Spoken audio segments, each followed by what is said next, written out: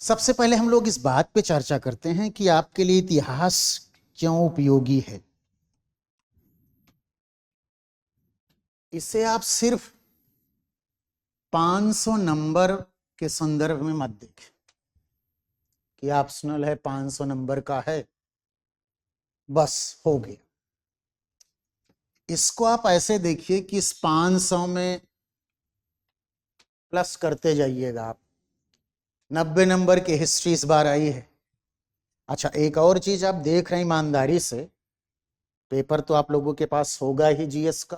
कितने लोगों के पास जीएस का पेपर है पिछले 10 साल का? चलिए, जिनके पास नहीं है वो भी ले लें बेटा, क्योंकि यही पेपर के क्वेश्चन ही सब कुछ है। इनसे एक विजन डेवलप होगा आपके माइंड में। नेचर ऑफ क्वेश्चन कैसे आ रहे हैं, किन चीजों पर यूपीएससी ज्यादा थ्रस्ट दे रही है, बल दे रही है, उस पर भी आपको थिंक करना है कि यार ये ट्रेंड चल रहा है क्वेश्चन का। हम लास्ट ईयर के प्रश्नों पर डिस्कस भी करेंगे तो आपको लगेगा कि हाँ यार, नेचर ऑफ क्वेश्चन ऐसे ही चल रहा है, तो हमें इस डायमेंशन में मेहनत करें। तो 500 का ये प्लस 90 नंबर की हिस्ट्री, और हिस्ट्री जो जीएस में आ रही है, नॉन ऑप्शनल वाला नहीं लिख पा रहा है। अब घर की बात बताता हूं। सगा भतीजा इंटरव्यू दिया था, उसका सिलेक्शन नहीं हुआ। हिस्ट्री उसको बिल्कुल नहीं आती। हमने कहा कि तुम हिस्ट्री पूछे क्यों नहीं? फिर कहा कि मुझको लगा हो जाएगा। लेकिन क्वेश्चन का नेचर ऐसा है हिस्ट्री का कि नॉन हिस्ट्री वाला आपसे टक्कर नहीं लेगा। इसका मतलब क्या है? 20-25 नंबर की लीड यूं ही हो जाएगी फर्स्ट पेपर में आपकी। ये इंपॉर्टेंस है। 729 नंबर पर इस बार इंटरव्यू के लिए जनरल में क्वालिफाई किया गया था। अब आप कैलकुलेट करिए कितना परसेंट हो गया। इसी क्रम में अगर आप देखिए कि पूरी हिस्ट्री अगर आपको समझ में आ गई, थोड़ा बहुत ज्योग्राफी में, इकोनॉमिक्स में, पॉलिटी में, आईआर में, एथिक्स में, निबंध में, आईएएस बनने के बाद भी, और अंत में जीवन के अंतिम श्वास तक भी उपयोगी है। कि अपने बच्चे, अपने पौत्र पौत्री को भी बताएंगे कि इतिहास का इतिहास बहुत अच्छा है बेटा, एक एग्जाम्पल तेरे सामने है। मैंने देखा इसलिए बता रहा, कोई ज्यादा नहीं है बेटा। आप कहोगे प्रमाण खड़ा कर देंगे। इतिहास का भी स्रोत हम बताएं ना आपको। इतिहास जो कुछ हो चुका है अतीत में, वो सब इतिहास नहीं है। प्रामाणिक जो है वही इतिहास है, एविडेंस है वही इतिहास को बनाएगा। कुछ भी कपोल कल्पित नहीं, उसको इतिहास के बाहर कर दिया गया। अब तो आप देखिए कि इतना रिसर्च हो रहा है, सारी साइंस का जितना भी एस्पेक्ट है आप देखें, मृदा विज्ञान, वनस्पति विज्ञान, जीव विज्ञान, नृ विज्ञान, समुद्र विज्ञान, सबका योगदान इसमें है कि भाई इंडस वैली का डिक्लाइजेशन कैसे पतन हो गया। तो जो मिट्टी है उस पर रिसर्च हो रहा है कि यार फ्लड था, कहां था, कितना था, क्या वास्तव में फ्लड ने कुछ ऐसा काम किया है? तो बाढ़ आ रही है तो अपने साथ नई मिट्टी ला रही है, पुरानी मिट्टी, नई मिट्टी का रिसर्च हो रहा है। तो बेटा, इतिहास में कुछ भी आप ऐसा नहीं कर सकते जिसके लिए आपके पास प्रमाण नहीं। अब आपके दिमाग में, चूंकि आप आईएएस की तैयारी कर रहे हैं तो बुद्धिमान तो ऑलरेडी हो गए, आपके दिमाग में गुरुजी हाइपोथेटिकल क्वेश्चन कैसे बन जाते? हाइपोथेटिकल क्वेश्चन में भी बेस होता है। पूरी तरह से ये नहीं कर सकते। जैसे इन फ्यूचर आपसे क्वेश्चन पूछ लिया जाए कि जवाहरलाल नेहरू के स्थान पर सरदार वल्लभ भाई पटेल प्रधानमंत्री बनते तो राष्ट्र निर्माण की दिशा दशा क्या होती? अब इसमें आप सोचिए कि गुरुजी ये तो हाइपोथेटिकल हो गया। अरे यार, हाइपोथेटिकल हो गया मानता हूं, लेकिन वो डिप्टी प्राइम मिनिस्टर तो थे ही ना, बहुत सारे काम ऐसे किए हैं ना। तो कुछ भी आपको ऐसा नहीं मिलेगा हिस्ट्री में जो कल्पना आधारित। बिना एविडेंस के इतिहास नहीं है। प्रमाण है आपके पास, चाहे वो साहित्य हो और चाहे पुरातत्व। अभी आप देखिए डिबेट सुनेंगे, आजकल तो डिबेट बहुत हो रही, क्योंकि दुनिया में युद्ध की क्राइसिस है, हर जगह युद्ध है, कहीं घोषित है कहीं अघोषित है, कोई डायरेक्ट इन्वॉल्व है कोई इनडायरेक्ट इन्वॉल्व है, पूरी दुनिया युद्ध में इन्वॉल्व है। अभी किसी ने कहा नहीं, मैं कह रहा हूं लाइव क्लास में, अघोषित विश्व युद्ध चल रहा है, अघोषित विश्व युद्ध चल रहा है।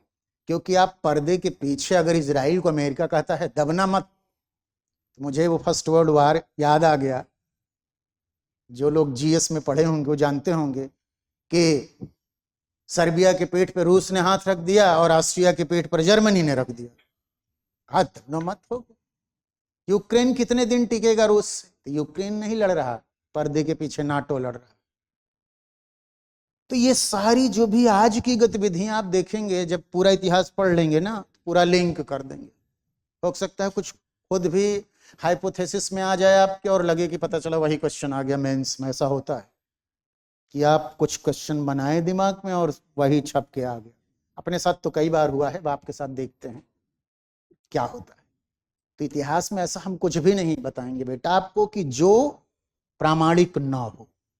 तो इस तरह से 90 नंबर के हिस्ट्री को प्रभाव में डालता है। 100 नंबर के आप निबंध में भी, बिना हिस्ट्री के निबंध पूरा होगा ही नहीं। एक निबंध आप दे दो, चाहे वो एब्स्ट्रैक्ट हो या कंक्रीट किसी टॉपिक पे हो, बिना हिस्ट्री के पूरा हो जाए, एक भी निबंध नहीं लिख सकते आप। कल्चर आएगा, हिस्ट्री की जरूरत, वीमेन आएगी, हिस्ट्री की जरूरत, कोई सोशल प्रॉब्लम आएगी, हिस्ट्री की जरूरत, फिलॉसफी भी, उसमें भी आप देखेंगे हिस्ट्री। तो 100 नंबर के निबंध को भी कहीं न कहीं प्रभावित करता है। यूं ही नहीं देख सकते आप कि नहीं नहीं यार ऐसा कुछ नहीं। एथिक्स में आप देखिए, प्लेटो, अरस्तु, सुकरात, इधर कांट, मार्क्स, गांधी, इन सबको आप पढ़ेंगे, बेंथम, मिल, इन सब का एथिक्स में योगदान है। बुद्ध, महावीर, शंकराचार्य, इन सब का योगदान है।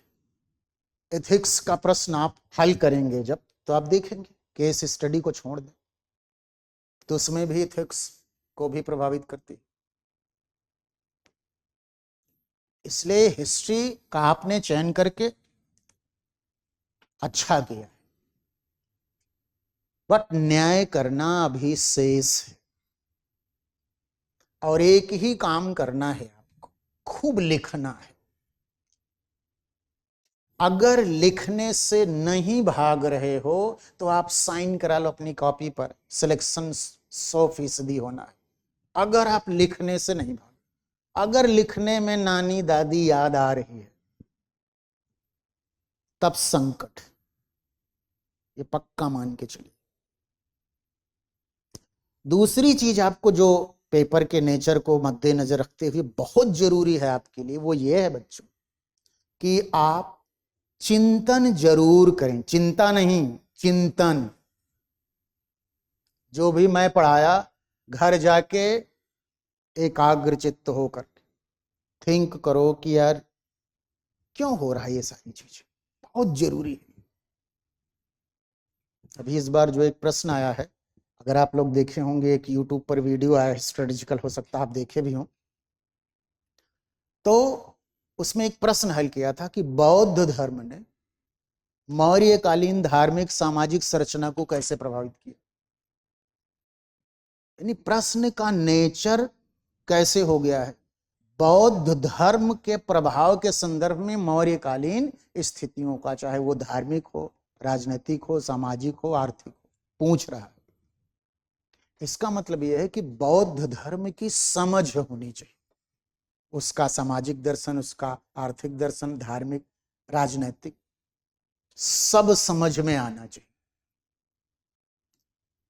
तब जाके उसको देखोगे कि हाँ मौर्य काल को कैसे इंपैक्ट किया। क्योंकि वैदिक धर्म में, वैदिक समाज में, वैदिक राज व्यवस्था में, वैदिक दर्शन में कुछ चीजें जो चली आ रही थी, कुछ तो उपयोगी थी, लेकिन कुछ उपयोगी नहीं थी, जिसको बुद्ध ने खारिज किया। जैसे जाति व्यवस्था को खारिज किया, सूद न लेने की बात को खारिज किया, कर्मकांड को, देववाद, वेदवाद, यज्ञवाद, इन सबको खारिज किया, पुरुषार्थी बनाया, तार्किक बनाया, डायनेमिक बनाया, मूल्य परक बनाया बुद्ध ने। और एक बड़े साम्राज्य को यदि आपको चलाना है तो आपको प्रैक्टिकल होना होगा। क्यों प्रैक्टिकल होना होगा? कि भारतीय समाज बहुलवादी समाज है।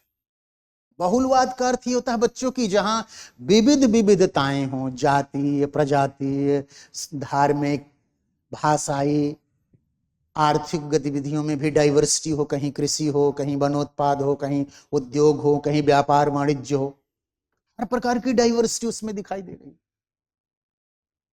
क्योंकि हर प्रकार के सामाजिक समूह हैं, इसलिए उन्हीं तत्वों को, उन्हीं सिद्धांतों को, उन्हीं मूल्यों को कोई भी शासक एग्जीक्यूट करेगा जिसमें यूनिवर्सलिज्म, अर्थात तार्किक और बौद्धिक, व्यवहारिक। तो इसलिए चिंतन जरूरी है। चिंतन आप करेंगे तो आपको बहुत मजा भी है, कॉन्फिडेंस भी बढ़ेगा आपका, और डरना नहीं है। मैं हूं आपके साथ, जहां भी समस्या उसको लिख कर ले आओ, 10 सेकंड में समस्या हल होगी। आप व्हाट्सएप पर भी भेज दी, मैं तो वॉइस आंसर दे देता हूं। बहुत सारे बच्चे उनसे पूछिए, पुराने बच्चे आपके हों पूछ लो। जग रहा हूं तो 1 बजे 2 बजे भी उत्तर दे दूंगा आपको रात को। आप बोले गुरुजी अभी भी हमारी तरह पढ़ रहे हैं क्या गुरुजी? ये, लेकिन ये है कि चेंज अपने व्यक्तित्व में ये लाओ कि हमें चिंतन करना है। और होता क्या है कि कभी कभी आप देखते हैं कि पहली ही बार में बच्चा सेलेक्ट हो जाता, तो इतनी किताब पढ़ा होगा क्या? नहीं पढ़ा होगा। 6 महीने 7 महीने की स्टडी में सेलेक्ट हो रहा। इतने कम टाइम में अगर कोई बच्चा सेलेक्ट हो रहा है तो इसका मतलब है कि वो स्किलफुल स्टडी किया है, टेक्निकल ढंग से पढ़ा है। उसने पूरा फर्स्ट सेकंड दोनों पेपर में दोनों पार्ट्स की स्ट्रेटजी बनाई, कहाँ से क्वेश्चन पूछे जा रहे हैं, किस ट्रेंड में पूछे जा रहे हैं, कौन सी चीज़ों को खारिज किया जा सकता है, कौन सा रिलेवेंट है, उस पर मेहनत करो, हो गया, नंबर मिल जाए, सेलेक्ट हो गया। तो बहुत आपको अध्ययन नहीं करना है, बल्कि समझ विकसित करना, समझ विकसित करना। बहुत सारे प्रश्न आपको ऐसे मिलेंगे जो भूगोल बेस्ड, भूगोल का जो रोल है आगे हम आपको बताएंगे कि कैसे हेरोडोटस ने जो कहा था कितना महत्वपूर्ण है। कि किसी भी देश के, राष्ट्र के इतिहास को आप उसके भौगोलिक कॉन्टेक्स्ट में देखें। पानीपत में ही लड़ाई है क्यों? तराइन में ही युद्ध क्यों हो रहे हैं? या खैबर बोलन दर्रे ना होते तो क्या होता? हिमालय पर्वत ने क्या भूमिका निभाई? इस ढंग की बातें अगर आप सोचेंगे, निश्चित तौर पर आपको लगेगा कि हाँ यार, ज्योग्राफी का रोल तो अच्छा है। आप सबके पास सिलेबस है, सिलेबस उंगलियों पे होना चाहिए। जब आपको पता ही नहीं है कि हमें क्या पढ़ना है तो पढ़ोगे कैसे? जैसे आप जान गए तो कैसे पे आ जाएंगे, कैसे पढ़ें, क्या पढ़ें, कितना पढ़ें, कहां से पढ़ें, ये सारे प्रश्न के उत्तर आपको मिल जाएंगे। इसलिए मैं यही स्पष्ट करना चाहता हूं बच्चों कि चिंतन और लेखन सफलता के सिर्फ 2 आधार हैं। इस पर काम करना आप शुरू कर दिए तो आप मान के चलिए कि भविष्य अच्छा है। और 300 नंबर पाने के लिए आपको बहुत ज्यादा हड़बड़ाने की जरूरत नहीं है, प्रेशराइज्ड होने की जरूरत नहीं है। बस लिखते रहो, चिंतन करते रहो। तो 2 बातें दिमाग में रख लो आज। आपके जो भी आराध्य हो, आप जिनकी भी उपासना करते हैं, उनका नाम लेकर के कि चिंतन और लेखन ये तब तक हम करते रहेंगे कि जब तक यूपीएससी मेरा नाम नहीं लिख देता रिजल्ट में। अब मैं नहीं लिखूंगा क्योंकि यूपीएससी ने लिख दिया मेरा नाम। आज से रिटायर हो गया लिखने से। लिखने से मत भागो। अगर आपको सिलेक्ट होना है, कोई शॉर्टकट नहीं, एक ही बार तैयारी होती है, बढ़िया से मेहनत करिए। और हम भी आपको आराम आराम से पढ़ाते हैं, मैं कोई हड़बड़ी है नहीं, खाना पूर्ति है नहीं, बोझा उतार दो, बच्चों को समझ में आया चाहे नहीं आया, सिलेबस पूरा, चलो जाओ। ये जिंदगी भर का साथ होता है। बच्चे को पढ़ाने का मतलब यही है कि उसको समझ में आ जाए, कॉन्फिडेंस आ जाए उसके पास कि हाँ बहुत अच्छा कर लूंगा। ज्यादा किताबें नहीं पढ़नी, एंशियंट हिस्ट्री में एक दो किताबें पढ़नी है, मेडुअल में भी एक दो, मॉडर्न में भी एक दो। वर्ल्ड में कोई किताब नहीं, एक आध बकवास किताब है उस, लेकिन उस बकवास किताब को भी आपको पढ़ना होगा मेडिसिन मान के। दवा खाना अच्छा लगता नहीं। अच्छा, हिंदी मीडियम के साथ यही समस्या भी है, इसलिए आपको खूब मेहनत करके नंबर ले आना। इस बार की जो टॉपर है शक्ति दुबे, उसको पॉलिटिकल साइंस में 281 नंबर मिले हैं,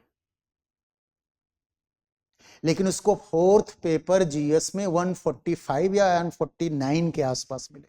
एथिक्स में 200 प्लस के आसपास उसको इंटरव्यू में मिले। इसका मतलब क्या हुआ? ऑप्शनल में 281 पाई है वो, और टॉप कर गई। ये देखो 281 पाके फर्स्ट रैंक लाई है। हम तो 300 की बात कर रहे हैं, 19 नंबर ज्यादा। और ईमानदारी से मेहनत करोगे तो आ जाएगा, आपको पता ही नहीं चलेगा सच में आ गए मेरे नंबर यार इतने, मैं तो सोचा ही नहीं था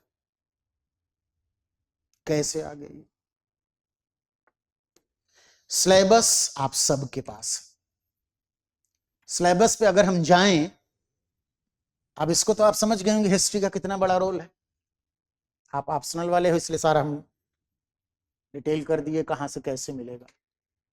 आप जानते हैं कि जो इतिहास वैकल्पिक विषय में है आपका, उसमें 2 पेपर है, एक फर्स्ट पेपर है और एक सेकंड पेपर है। फर्स्ट पेपर में अगर आप देखें, फर्स्ट पेपर में क्या है, एक पक्ष को हम प्राचीन इतिहास कहते हैं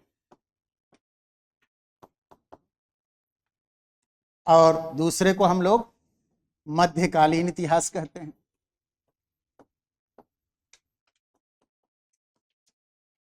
हो सकता है आप लोग जनरल स्टडी में थोड़ा बहुत पढ़े भी होंगे। सेकंड पेपर में पहले को हम आधुनिक भारत का इतिहास कहते हैं,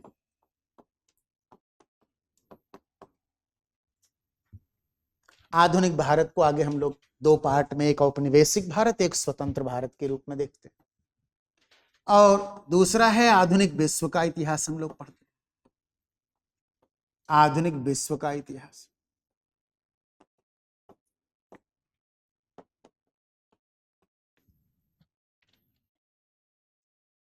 ये 2 पेपर है, खूब अच्छे से इनको समझ लो, फिर उसके बाद हम लोग एक एक पोर्शन को आरंभ से पढ़ेंगे। इन 2 पेपरों में अगर आप देखें थोड़ा सा अंतर है क्वेश्चन को लेकर के। जैसे दोनों पेपरों में 8 क्वेश्चन आएंगे, उसमें ABCD करके जो पोर्शन रहता है। तो जो फर्स्ट पेपर में कंपलसरी क्वेश्चन है, उस कंपलसरी क्वेश्चन को हम मानचित्र के रूप में देखते हैं। उसमें क्या है बच्चों, उसमें जो ऐतिहासिक साइट्स हैं, पूरा स्थल है,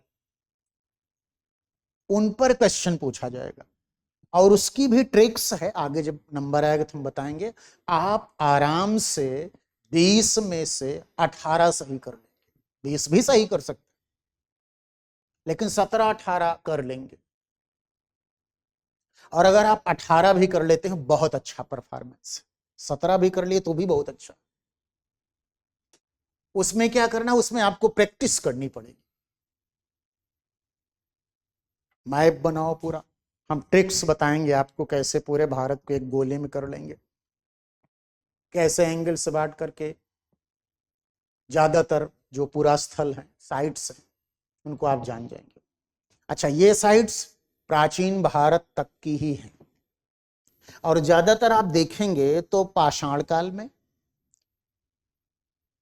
ताम्र पाषाणिक में, हड़प्पा में, वैदिक काल में, कभी मौर्य काल के कुछ, कभी मौर्योत्तर काल का कोई ले लिया, संगम युग का कोई ले लिया, बंदरगाह वगैरह ले लिया। इसमें मेहनत है लेकिन ये नंबर बहुत सॉलिड देता है कि प्रैक्टिस कर ली अगर आप मैथ की तो आप पक्का मान के चलो कि अगर 20 साइट्स है, एक पर 2.5 नंबर है, सवा नंबर अगर प्लेस और डिस्क्रिप्शन पर है, 2 नंबर भी मिल सकता है। और 17 दूनी 34, 17 ही मान के चल रहा, आपको मिनिमम 34 नंबर ये है और बढ़िया से लिख दे तो 40-45 मिलने भी कोई समस्या नहीं। 2 नंबर तक दे देता है। 2.5 नंबर का अगर एक है पूरा स्थल तो 2 नंबर आपको मिल सकता है। एग्जैक्ट लोकेट करिए और उस पर 30 शब्द लिखिए और 30 शब्द लिखने के क्रम में लिखना क्या है ये तो खैर डिटेल करेंगे हम, स्टेप वाइज स्टेप चलेंगे, लेकिन वही है कि अगर कोई पूरा स्थल पूछ लेता, एक एग्जाम्पल अगर मैं लूं कि बाय द वे अगर भीम बेटी का पूछ लिया आपसे तो भीम बेटी का किस लिए प्रसिद्ध है? चित्रकारिता, उसको मेंशन करोगे। तो चित्रकारिता में क्या डाइवर्सिटी है उन सारी चीजों को बताओ कि जैसे प्रकृति का, मानव का, पशु का, शिकार का, रंगों का, और लिखना पढ़ना नहीं जानता था मानव तो ये चित्रकारिता उसकी लिपि का काम करते हैं। 2 नंबर आपको दे देगा।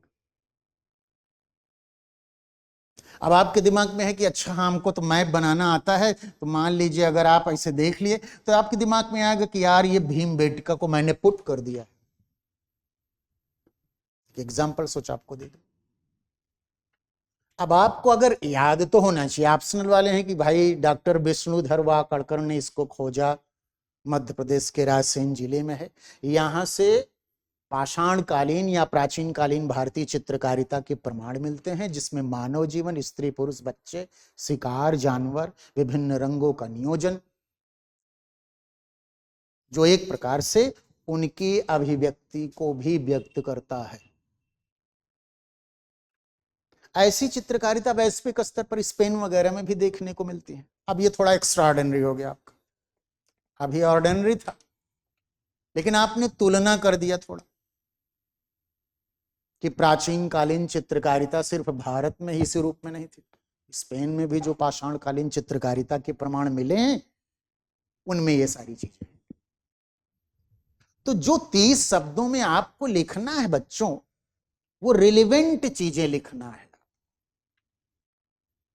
कि अगर प्रयाग आ गया लिखने के लिए तो प्रयाग का क्या महत्व है आपको बताना पड़ेगा कि संगम है वहां, तीर्थराज प्रयाग है, प्राचीन कालीन प्रयाग प्रशस्ति समुद्रगुप्त कालीन यहीं से मिली है, जो भारत का एक महान सम्राट था। तो कुल मिला के अगर आप देखें तो जो भी साइट्स लिखने के लिए आएगा वो किस संदर्भ में चर्चित है वही लिखना है आपको। कि मान लीजिए आपसे राष्ट्रपति महोदया का परिचय पूछ लिया गया, श्रीमती द्रौपदी मुर्मू है, अब इन पर आपको लिखना पड़े तो आप लिखिए कि श्रीमती द्रौपदी मुर्मू का जन्म उड़ीसा के एक गरीब परिवार में हुआ था। वो जीवन में बहुत संघर्ष किया और इस दौरान छोटी मोटी नौकरी की, उनके जीवन में बड़ी समस्याएं आई, उनके पति की मृत्यु हो गई, बच्चों के साथ कुछ हुआ, ये वो करते समय लिमिट खत्म। ये परिचय उनका थोड़ी, उनका परिचय ये हो कि भारत के राष्ट्रपति हैं। तो रिलेवेंट परिचय आपको देना है, निबंध नहीं लिखना, उसमें 30 शब्द में लिखना है 30 शब्द में वो परिचय दें जो उनकी प्रासंगिकता को बनाए रखे। प्रधानमंत्री पर हमें परिचय देना है। प्रधानमंत्री श्री नरेंद्र दामोदर दास मोदी जी का जन्म गुजरात के बड़नगर में हुआ था। बचपन में वो चाय बेचते थे, फला प्लेटफॉर्म से इस प्लेटफॉर्म पर जाते थे, फिर उसके बाद संघ में जुड़े, ये करते करते अंत में 2014 में भारत के प्रधानमंत्री बने। अब जैसे टीचर जो कॉपी चेक करने वाला है, 30 शब्द जैसे हुआ ना वैसे वो ब्रैकेट लगा देगा लाइन पर, उसके बाद वो चेक ही नहीं करे। और 30 शब्द जैसे ही खत्म हो गया आपको, उसके बाद से आपने लिखा कि ये 2014 में भारत के प्रधानमंत्री बने। मतलब उत्तर जहां से शुरू होना था वहां से आपका खत्म हो गया मामला, तो नंबर भी खत्म हो गया उसके पास देने के लिए। अच्छा ये भी ध्यान रखिए, यूपीएससी का जो टीचर होता है वो बेचारा टाइप से काम नहीं करता ना। इतने धुरंधर हैं, इनमें से छाटूंगा किसी धुरंधर को, अपनी कौन सी मजबूरी है। उसको तो लगता है ना जो बेस्ट हो वही हमारे भारत सरकार में शामिल हो, राष्ट्र निर्माण विकास की बात है।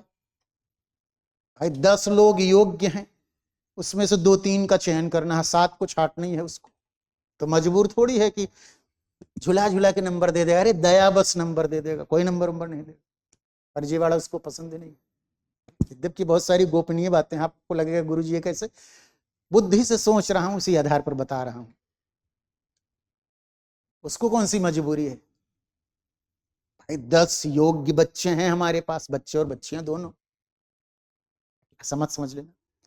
तो कहने का मतलब यह है बेटा कि 10 योग्य हैं मेरे पास, हमको 3 लेना है, उनमें से जो हर एंगल से फिट होगा उसको हम लेंगे। कौन सा टोटा पड़ गया ऑस्ट्रेलिया की तरह की मानव संसाधन का संकट पड़ गया, जापान में मानव संसाधन का संकट धीरे धीरे पैदा हो रहा, तमाम जगहों पर ऐसे हो रहा। तो ये स्थिति बन रही। कैपिटलिज्म का ड्रॉबैक ये भी है, पूंजीवाद से भोगवाद आया। भोगवाद ने व्यक्ति को इतना विलासी बना दिया कि अपनी इच्छाओं में जीने के क्रम में उसको लगता है कि एक बच्चे हो तो ठीक है, नहीं हो तो गोद ले लेते हैं, खत्म काम। तो आगे की जनरेशन कैसे चलेगी अगर आप सब ऐसे सोचते रहोगे। इसलिए आपको किसी एक वाद में नहीं बंधना है। यहां नहीं पूंजीवाद बहुत बड़ी, कुछ मामलों में पूंजीवाद अच्छा है, कुछ मामलों में खराब है। इसलिए किसी एक वाद को लेकर हम पूरी लाइफ नहीं जी सकते। जैसे अभी किसी का मैं सुन रहा था, कोई थे, एग्जैक्ट नाम तो नहीं है, तमाम बुद्धिमान लोग हैं देश में, बुद्धिमानों की कमी नहीं थोक में है हमारे देश में, कि महिलाओं के प्रति दुनिया में क्या अप्रोच है, कि भारतीय संदर्भ में महिलाओं के प्रति क्या लोगों का नजरिया है, अरब देश में क्या है और यूरोप में क्या है। तो यूरोप में महिलाओं के प्रति क्या है कि उनको भोग की वस्तु तो माना गया, लेकिन पब्लिक प्रॉपर्टी दे दिए, इसलिए पूरा खोल दिए, कोई पर्दा वर्दा की जरूरत नहीं। अरब देशों में भोग की वस्तु तो माना गया लेकिन निजी संपत्ति माना गया, इसलिए पूरी तरह से ढक दिए, बुर्का पहना दिए। लेकिन भारत में यह अप्रोच नहीं, मर्यादा में उसको जीने के लिए कहा, देवी रूप में आराधना। तो जहां जो जैसा उसके थॉट्स हैं उसके हिसाब से नजरिया डेवलप हो गया। लेकिन किसी एक को हम पूर्णतः क्रिटिसाइज ना करें और किसी एक का महिमा मंडन भी ना करें। देश काल परिस्थिति से बिहेवियर विकसित होता है, सामाजिक संरचना विकसित होती है, लेकिन देश काल परिस्थिति अगर बदल रही है तो उसमें बदलाव जरूरी है। हमें ये देखना चाहिए कौन सा विचार परंपरा उपयोगी है, कौन सा अनुपयोगी, उस हिसाब से काम करना चाहिए। तो फर्स्ट पेपर के यानी प्राचीन इतिहास में जो पहला प्रश्न कंपलसरी मानचित्र का आएगा, इसको भी लेके आपको धीरे धीरे प्रैक्टिस करनी है। आगे जब हम सिलेबस शुरू कर देंगे, लेकिन पहले दोनों पेपर का माइंड मेकअप करिए आप, दिमाग में आपके आ जाना चाहिए कि पेपर कैसे आ रहा, हमको कैसे तैयारी करनी। इसमें मानचित्र वाले में तो यही रहता है कि बच्चों को पर डे कहता हूं कि आप 15 मिनट मैप देखेंगे बस, लेकिन ये लगातार आप देखते रहेंगे जब तक एंशिएंट चलेगा। जब 15 मिनट आप देखेंगे तो धीरे धीरे धीरे धीरे आपकी आदत में आ जाएगा, अच्छा हाँ यार इसमें ये चीज ऐसा है वैसा, इस तरह से देख सकते हैं। और बाद में क्या होगा कि पूरा मैप आपके माइंड में आ जाए कि हाँ यार ये साइड से हाँ है, वहां है, ऐसे है वैसे। तो ये कंपलसरी क्वेश्चन है एंशिएंट से जो मैप आधारित है। इसको लेके बिल्कुल स्ट्रेस नहीं लेना है आपको, ये धीरे धीरे तैयार हो जाएगा। आप एक ही दिन सोचोगे सारी साइट्स हम एक ही दिन में पढ़ लें, तो जैसे पढ़ोगे वैसे गायब भी हो। धीरे धीरे प्रैक्टिस करोगे तो बैठ जाएगा, और फिर आप लगातार रिवाइज करते रहेंगे। 15-20 दिन, एक महीने के बाद किसी दिन 2-3 घंटे मैप पे काम कर, हो गया। इसके अलावा आप जानते हैं जो अन्य क्वेश्चन शेष होंगे, 4 क्वेश्चन, यानी ये 3 क्वेश्चन शेष और होंगे। 4 क्वेश्चन में एक कंपलसरी और 3 क्वेश्चन में क्या है, आजकल यूपीएससी ने जो ट्रेंड किया है कि एक क्वेश्चन में 3 पार्ट कर देता है। कोई 15-15 के 2, एक 20 का बना देगा क्वेश्चन। सामान्यतः बच्चे कहते हैं कि गुरु जिसमें कैसे क्या करें, तो आप कंपलसरी क्वेश्चन को देखो कि कितने शब्दों में लिखवा रहा। अगर मैं इसी के मध्यकालीन पक्ष में जाऊं तो मध्यकालीन पक्ष में हम देखेंगे कि इसका जो क्वेश्चन कंपलसरी आएगा उसमें 5 क्वेश्चन लिखवा रहा है, 10-10 नंबर के, 50 नंबर।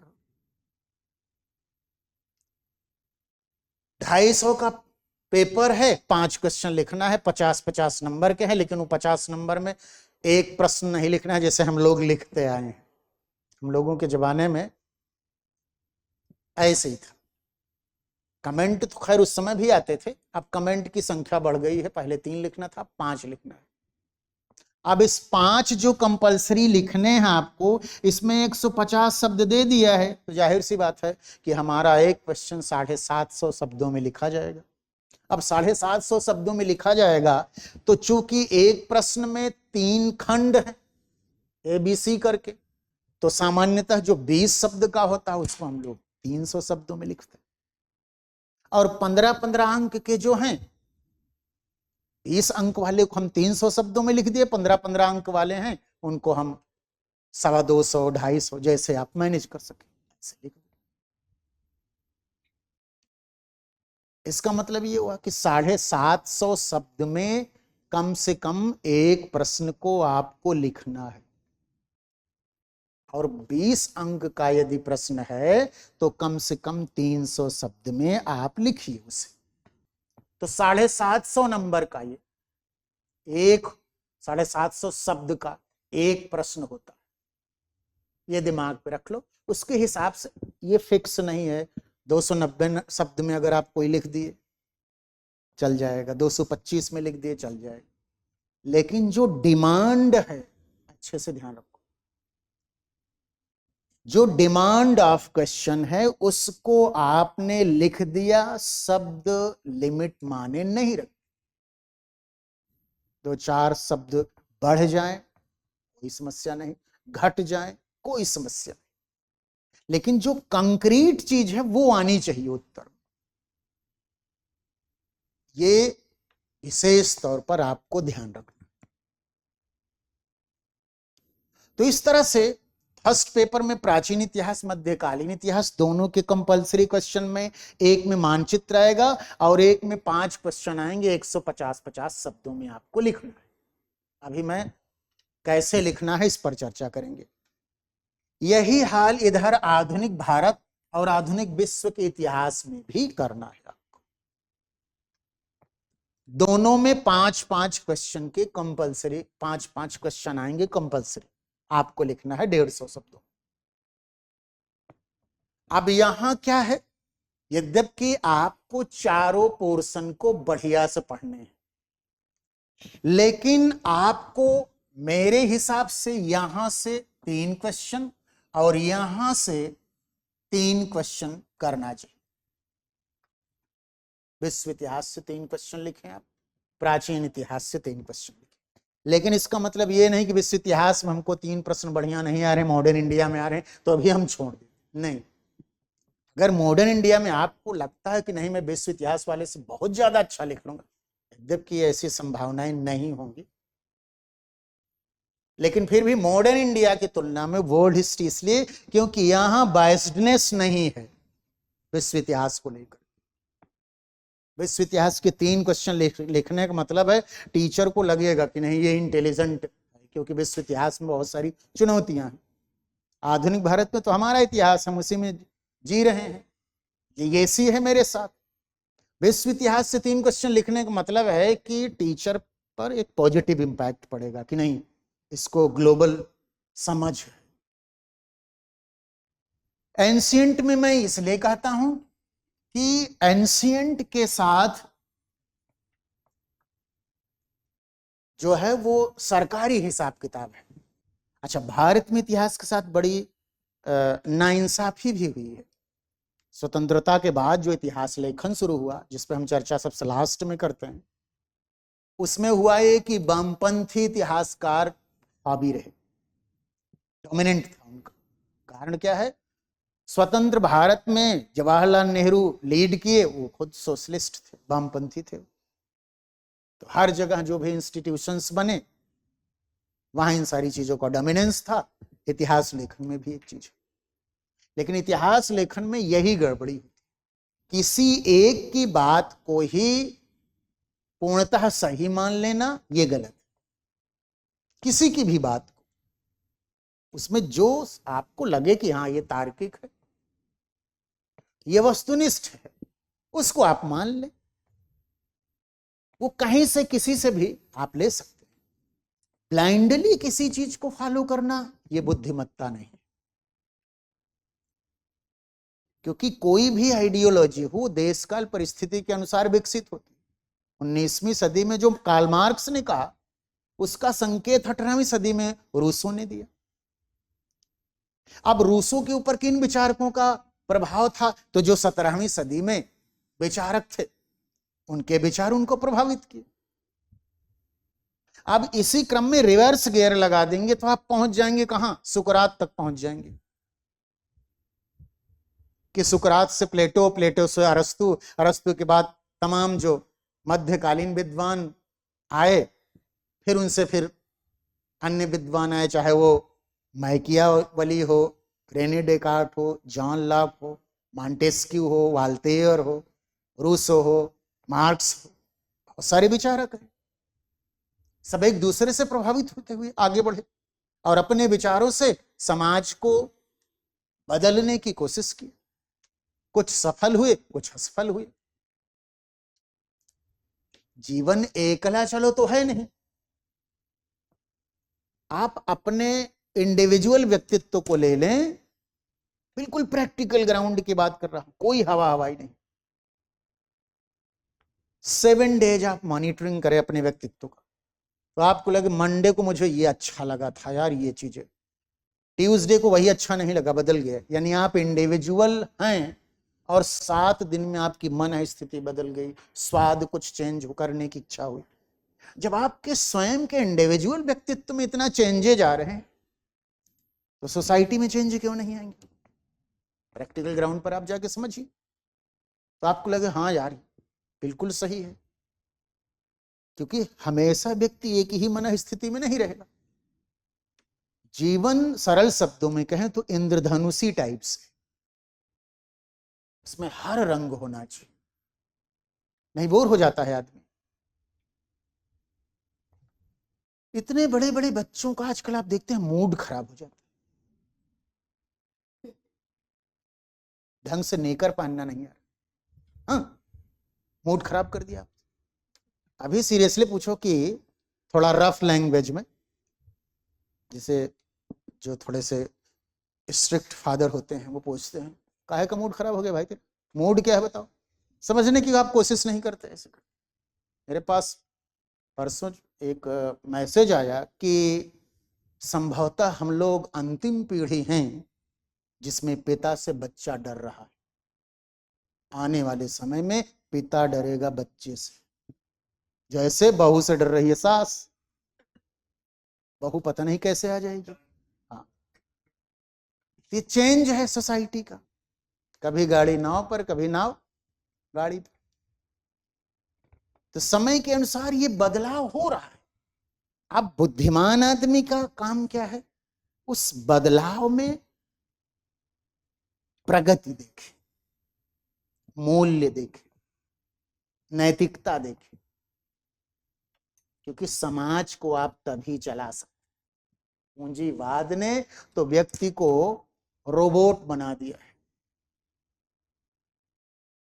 उसके लिए सिर्फ प्रॉफिट, लाभ मिलना चाहिए, कोई मतलब नहीं है कैसे लाभ मिल रहा है, बस लाभ मिलना चाहिए।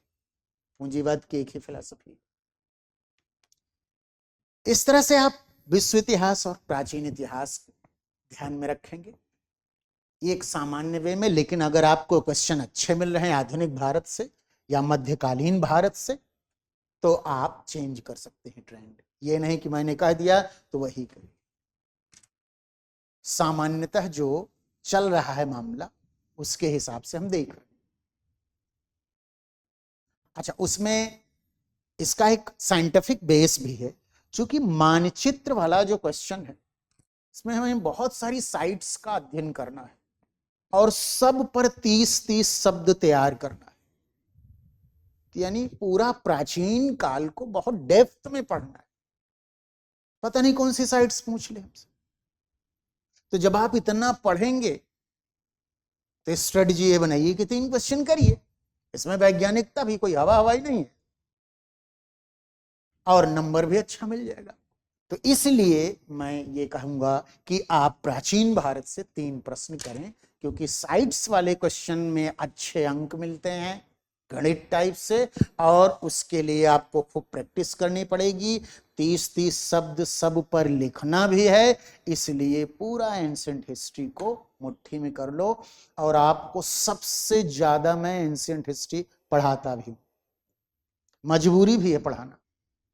बच्चा बिल्कुल नया नया है, उसको पढ़ना, लिखना, समझना तीनों सिखाना है। इस क्रम में ही 10, 12, 15 लेक्चर ज्यादा देने पड़ते, लेकिन यह है इससे उसकी बुद्धि खुल जाए। बस समझ में आ गया उसके तो बहुत अच्छा करेंगे। इसलिए इस ढंग से आप काम करें। अब आप देखिए कि रियलिटी ये है कि एंशिएंट हिस्ट्री से 3 क्वेश्चन करने वाले लोग नंबर ज्यादा पा भी रहे हैं। लेकिन इसका मतलब ये नहीं कि मेडुअल से 3 कर दिया तो नंबर पाएगा ही नहीं। लेकिन 3 एंशिएंट से करने वालों का परफॉर्मेंस अच्छा मैंने देखा है। ये तो बढ़िया से लिख दिए तो नंबर मिलेगा ही। तो इस ढंग से ये 2 paper, first paper, second paper को आप समझ गए होंगे। जैसे जैसे जिसका नंबर आएगा उस पर हम लोग उसका विश्लेषण करेंगे। इस क्रम में एक और महत्वपूर्ण चीज जो है कि आखिर जो पाठ्यक्रम है उसमें हम क्या क्या पढ़ेंगे, जिसको आप सिलेबस कहते हैं। सिलेबस में अगर आप देखें जो आपके हाथ में है, तो उसमें सबसे पहले प्राचीन भारत का जो सिलेबस दिया है उसको मोटे तौर पर अगर आप देखेंगे तो पाषाण काल से लेकर के, पाषाण काल से लेकर के अगर आप देखिए तो पूर्व मध्य काल तक माना जाता है। पूर्व मध्य काल। मोटे तौर पर अगर आप देखें बच्चों तो हर्षवर्धन के काल तक को हम मान सकते, क्योंकि 700 से 1200 का जो टाइम है ये पूर्व मध्य काल का समय।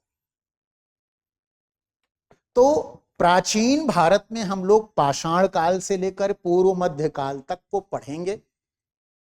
अर्थात अगर हम लोग 50,000 BC से लेकर के और लगभग 700 AD तक को पढ़ेंगे मोटे तौर पर, यद्यपि और पीछे भी जाएगा। तो प्राचीन भारत के सिलेबस में ये सारी चीजें हैं।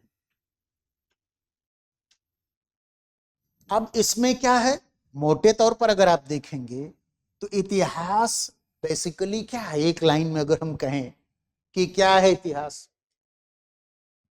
तो जो मानव जंगलों, कंदराओं, गुफाओं में नग्न विचरण करने वाला मूक बर्बर था, वो विकसित होकर स्पेस में चला गया। इसी के विकास की कहानी इतिहास। कहां पहले मानव, पाषाण कालीन मानव खाद्य संग्राहक था, फूड गैदरर था, कंदमूल, मछली या अन्य जो जानवर हैं उनका शिकार करता था, यानी संग्रह करता था, फूड गैदरर, खाद्य संग्राहक था। और आज का मानव स्पेस में पहुंच गया है, कितना सृजन कर लिया है, उड़ने लगा है। पौराणिक उसमें हम लोग पढ़ते थे कि पुष्पक विमान था भगवान, वो था तो कुबेर का, रावण ने छीन लिया, बाद में रावण से भगवान ने ले लिया। उस पुष्पक विमान के बारे में कहा जाता था कि एक सीट हमेशा खाली रहती थी बैठने के बाद। अब आजकल बोइंग 787 में भी 300-400, ये अलग बात है कि आजकल मामला गड़बड़ा गया। अभी आपको पढ़ाने निकलने से पहले न्यूज सुन रहा था, तो कोई हांगकांग से आ रहा था विमान, हवा में पायलट को कुछ संदेह हो गया कि लग रहा है इंजन में कोई खराबी है, हांगकांग लौट गया। साइड इफेक्ट इतना होता है। अब यह तो जांच पर पता चलेगा कि भाई क्या गड़बड़ी हुई। बहुत दुखद था न्यूज देख करके, इतने लोग मर गए। अब इतनी, मतलब बोइंग कंपनी कोई मामूली कंपनी तो है नहीं, उसकी साख है। लेकिन अब अगर ऐसे ही है दुर्घटनाग्रस्त हो जाएगा तो फिर वही चीनी मिसाइल डिफेंस सिस्टम जो पाकिस्तान को मिला था वही हाल हो जाएगा कि भाई तुम तो इंटरसेप्ट ही नहीं कर पाए भारत का, एक भी नहीं कर पाए, भारत घुस के मारा और तुम्हारा सारा हवा में गिरा दिया गया।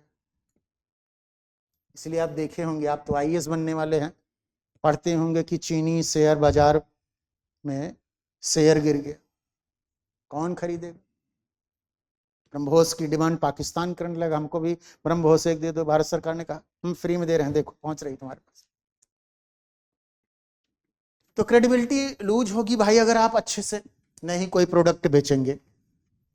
कहने का मतलब ये कि एक वो मानव था जिसको सरवाइव करने के लिए जगह जगह जाना पड़ता था।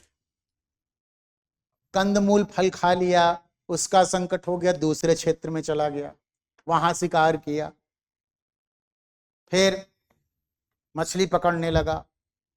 पहले कच्चा ही खा जाता था, बाद में आग का आविष्कार हुआ तो भून के खाने लगा। उसका धीरे धीरे दिमाग तो विकसित हो ही रहा है। पहले खुले आकाश में रहता था, फिर उसके बाद गुफाओं में आश्रय ले लिया। चूंकि वो खाद्य संग्राहक से खाद्य उत्पादक बनने की ओर गया तो हर ढंग का सृजन करने लगा।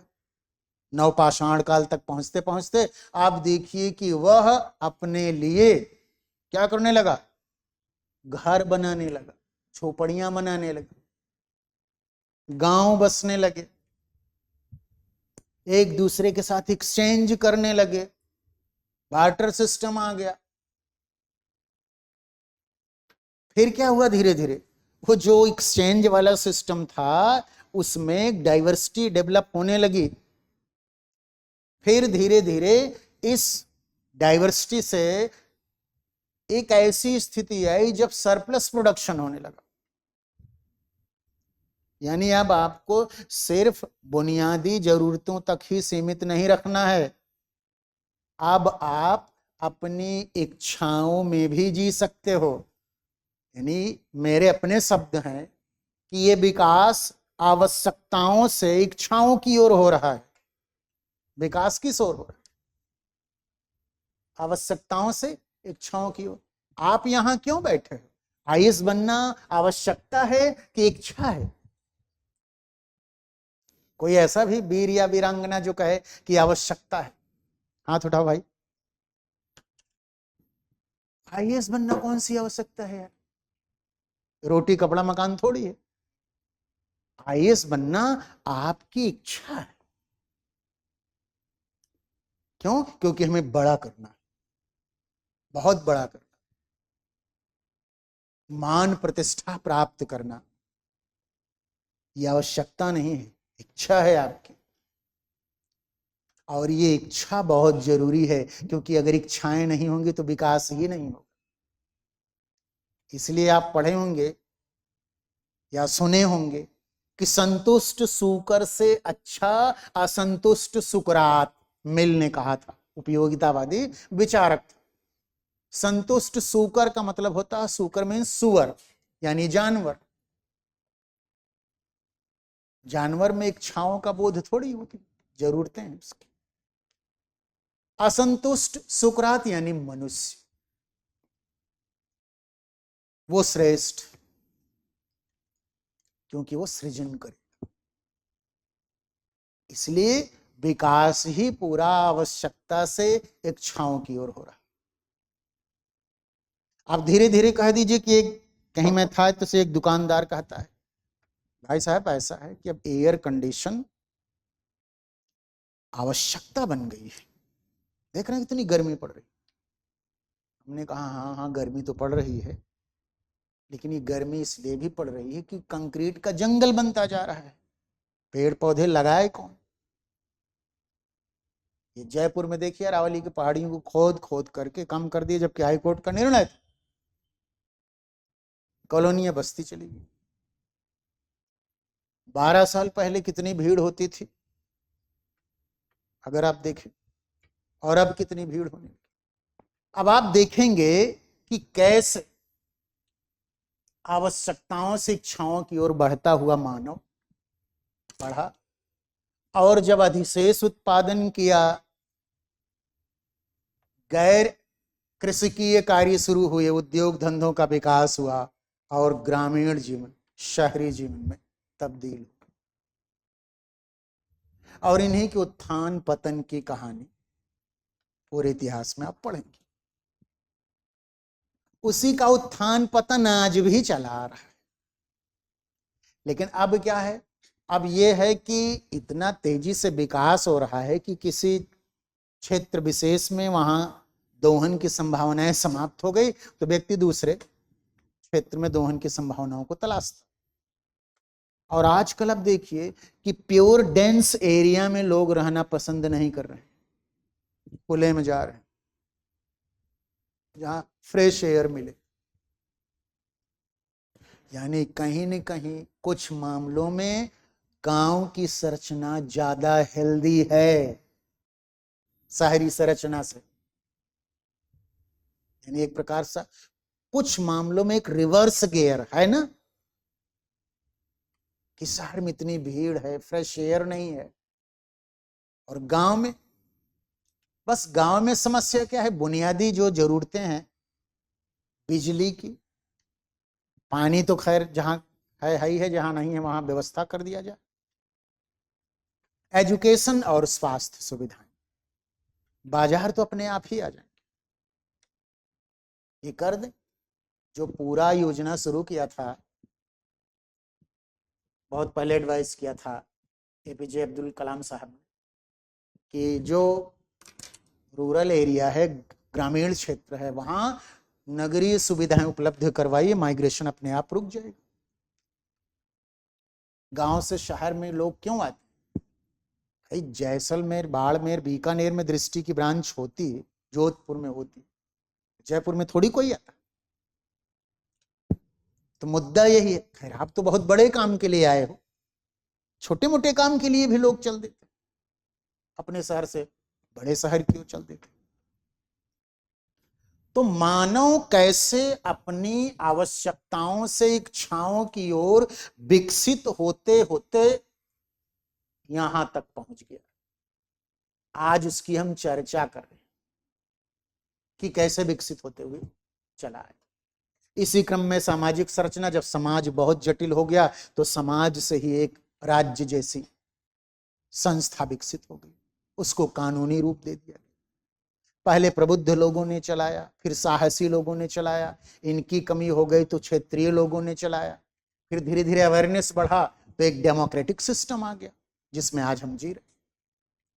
तो चाहे समाज का विकास हो, संस्कृति का, सभ्यता का, राजनीति का, अर्थ का,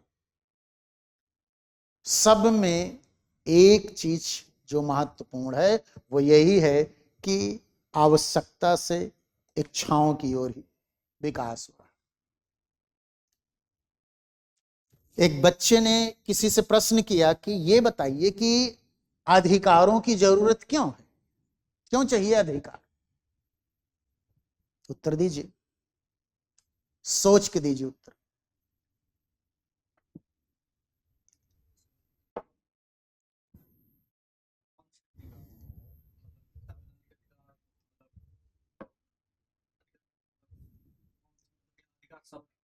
अधिकार, प्रश्न फिर से सुन लें आप लोग और बिल्कुल कूल माइंड होके सोचेंगे, कोई प्रेशर वैशर नहीं लेना है, ठीक?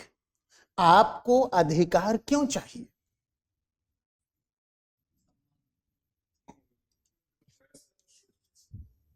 बहुत बढ़िया, सम्मान पूर्वक जीने के लिए। क्यों? क्योंकि हमारा एक सेल्फ रिस्पेक्ट, इसी सेल्फ रिस्पेक्ट ने मैग्ना कार्टा लाया, इसी मैग्ना कार्टा से पार्लियामेंट डेवलप हुई, यद्यपि इसके पहले ही आ गई थी, विकसित हुई। फिर फंडामेंटल राइट्स है और फिर देखिए संविधान में उसको लिपिबद्ध कर दिया गया और आज की तारीख में वो कितना ज्यादा वाइड हो गया, वाइब्रेंट हो गया। और वो इसलिए चाहिए क्योंकि मानव और जानवर में यही अंतर है, जानवर में सेल्फ रिस्पेक्ट नहीं, मानव में है। इसलिए जैसे आप चाहते हो कि आपका कोई रिस्पेक्ट करे, वैसे आप दूसरे को भी रिस्पेक्ट। तो कुछ भी बोलने के पहले ये सोचिए कि यार अगर वो मुझे ऐसा बोलता तो मुझे कैसा लगता। और इसी क्रम में जब व्यक्ति अपने सेल्फ को समझता है कि मेरा सेल्फ सुपर है और सबका नीचे है, तो क्राइसिस शुरू हो जाती। कुल मिला के 2-4-5 लाइनों में इतिहास का क्रक्स यही आया कि आज हम जहां हैं और एक समय जहां थे उसी का विकास आपको पढ़ना, वही इतिहास। ठीक, अब हम लोग कुछ सॉलिड पढ़ना शुरू करें। ठीक, इतनी देर तो हम लोग इधर उधर की बातें कर लिए। आप लोगों से बहुत सारे लोग जो पहली बार क्लास में, वैसे तो जिन जिन बैचों में मैं विश्व इतिहास पढ़ा चुका हूं, इसमें से 21 नंबर से कौन कौन है? 21 नंबर बैच से कोई है? अच्छा, 22, 23, 24 वाला बैच शुरू नहीं हुआ क्या? शुरू हो गया, चल कोई बात नहीं, सभी का स्वागत है। आप पुराने बैच से हो तो भी, जिसको मैं पढ़ा चुका हूं। अब कुछ लिखा जाए थोड़ा बहुत, ठीक है? श्री गणेश थोड़ा किया जाए, अपनी आप कॉपी खोले, सिलेबस सबके पास है, ठीक है? कुछ काम आप लोग कर लेंगे आज क्लास के बाद। सबसे पहले तो आप 10 साल का पेपर ले लेंगे, ठीक है? आज लेकर के फिर घर जाएंगे, ठीक है। और एकदम जब आपको मस्त लगे पढ़ने में तभी आप पढ़ना, किसी के कहने पर मत ले लेना हिस्ट्री या कोई और सब्जेक्ट। आपको लगने में बहुत बढ़िया करूं और आप बहुत बढ़िया करोगे, बस मेहनत आपको करना, उसमें कोई कोताही मत करना, तो रिजल्ट भी बहुत अच्छा। ठीक। अब कोई भी विषय हम पढ़ते हैं तो आप जानते हैं कुछ हर सब्जेक्ट की अपनी कुछ एक स्पेसिफिक बातें होती हैं जो उससे अन्य विषयों से अलग। हर विषय की अपनी एक प्रकृति है। जैसे हिस्ट्री आप पढ़ोगे तो दिमाग में फैक्ट्स, पॉलिटी आप पढ़ोगे तो आपके दिमाग में जो है कॉन्सेप्ट और अनुच्छेद, इकोनॉमी पढ़ोगे तो आपके दिमाग में डेटा, भूगोल पढ़ोगे तो आपके दिमाग में मैप, साइंस पढ़ोगे तो आपके दिमाग में थ्योरी। हर सब्जेक्ट की अपनी निजता है। इसी तरह से अगर आप देखें तो इतिहास में अगर आप देखेंगे, क्योंकि हम मेडुअल, मॉडर्न वर्ल्ड, इनका जो सिलेबस है इस पर हम लोग जब इनका सीक्वेंस आएगा, टर्न आएगा, तब बात करेंगे। मोटे तौर पर अगर आप जानना चाहें तो मैं आपको बता दूं कि प्राचीन काल को हम मोटे तौर पर तो पूर्व मध्य काल तक मानते हैं, 700 से पहले, लेकिन हम आपको पढ़ाने के क्रम में प्राचीन काल को राजपूत काल तक पढ़ाते हैं। यद्यपि राजपूत काल पर प्रश्न आपको मध्यकाल के पोर्शन में मिलेगा, लेकिन पढ़ाने का कारण क्या है कि हिंदू संस्कृति जाकर के राजपूत काल के बाद एक नई संस्कृति, इस्लामिक संस्कृति या इस्लामिक जो धर्म है उसके साथ एक अलगाव, एक नया युग, उसकी प्रकृति अलग, बोध अलग, उस रूप में हम देखते हैं। लेकिन हिंदू संस्कृति तो चली आ रही थी और राजपूत काल तक बनी रही। और ये धारा जहां आप हैं, यानी राजस्थान जिसको आज आप, इस मामले में ये वीर भूमि है कि इसने भारतीय संस्कृति की रक्षा की। यहाँ के वीर पुरुषों ने, योद्धाओं ने, विदुषी और विद्वानों ने अपने त्याग तपस्या से इस संस्कृति की रक्षा की। मेडुअल में दिल्ली सल्तनत यानी इस्लामिक सत्ता का आगमन, इसी क्रम में एक और इस्लामिक सत्ता मुगल काल का, और उसका अंत। इस दौरान कुछ हिंदू राजवंश, चाहे वो विजयनगर हो, मराठा हो, ये सब भी है। तो कुल मिला के मुगल सत्ता का अंत तक मोटे तौर पर मध्यकाल में हम पढ़ते हैं। तो पाषाण काल से मुगल काल के अंत तक को हम फर्स्ट पेपर में शामिल करें। इतना आपके दिमाग में होना चाहिए कि फर्स्ट पेपर में ये सारी चीजें पढ़ेंगे। जबकि आपको बता दें कि कभी कभी कुछ ऐसे प्रश्न होते हैं बच्चों जो आप मेडुअल में तो पढ़े हैं लेकिन वो मॉडर्न में पूछ लिए जाते हैं। तो पूछते नहीं, हम तो ऑलरेडी पढ़े हुए हैं, हमें कोई समस्या नहीं। मॉडर्न इंडिया के संदर्भ में अगर आप आधुनिक भारत को देखेंगे तो अब देखिए, आधुनिक भारत जिसको इंग्लिश में हम क्या बोलते हैं, मॉडर्न, किसी देश के नाम का भी इंग्लिश वर्जन होता है क्या? लेकिन ये फुलिशनेस हमारे देश में, इंडिया दैट इज भारत, इसको चेंज होना चाहिए। भारत संविधान की लाइन चेंज कर दें, मैं अपनी तरफ से विचार रख दे रहा हूं, भारत सरकार चाहे तो ले ले। Bharat that is democratic country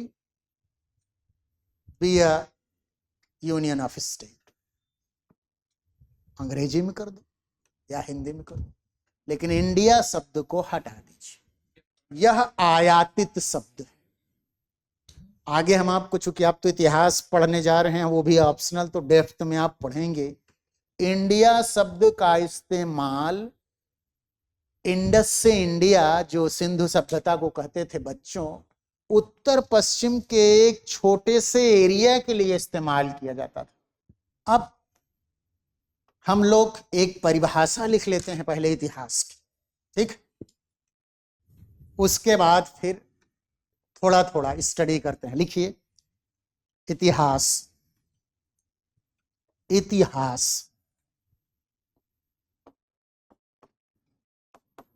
इतिहास, संधि विच्छेद करेंगे तो क्या होगा, इति धन, अब बीच में चाहे आप हा भी कर सकते हैं, इति धन हा धन आस, संधि विच्छेद करेंगे हम, इति धन हा धन आस, अगर आप हा को भी लेना चाहें तो ले सकते हैं। इति माने क्या होता है, ऐसा, और अगर इसमें हम हा को भी ले लें प्लस आस को ले लें, ऐसा ही हुआ, ऐसा ही हुआ, इति माने ऐसा, हा माने ही, आस माने हुआ, यानी ऐसा ही हुआ। अब ऐसा ही हुआ बच्चों, इससे जुड़ा हुआ, नहीं तो आप इसमें जोड़ लो, ऐसा ही हुआ का अर्थ यह है कि यह अतीत की बात है, यानी पास्ट टेंस में,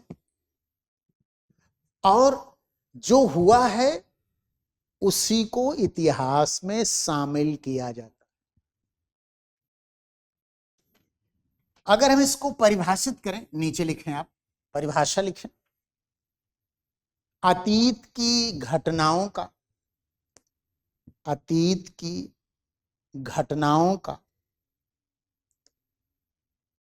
अतीत की घटनाओं का कालक्रम के अनुसार, कालक्रम के अनुसार वैज्ञानिक दृष्टिकोण से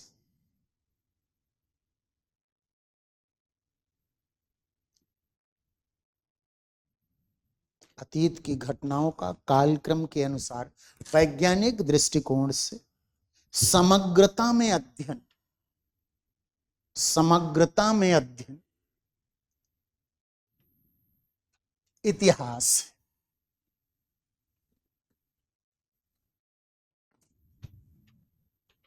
अब जैसे अगर एक फ्लो चार्ट के तहत हम लोग समझने की कोशिश करें तो आपने सबसे पहले लिख लिया इतिहास क्या है, परिभाषा लिख लिया,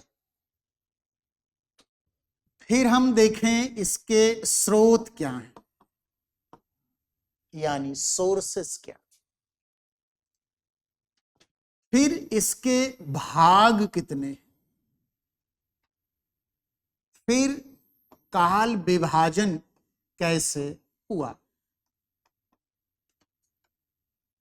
फिर इतिहास लेखन, इसको अच्छे से पढ़ना है आपको, इतिहास लेखन में इसमें सभी प्रकार की आइडियोलॉजी आप पढ़ते हैं कि साम्राज्यवादी दृष्टिकोण, वामपंथी, राइटिस्ट यानी दक्षिणपंथी, मार्क्सवादी,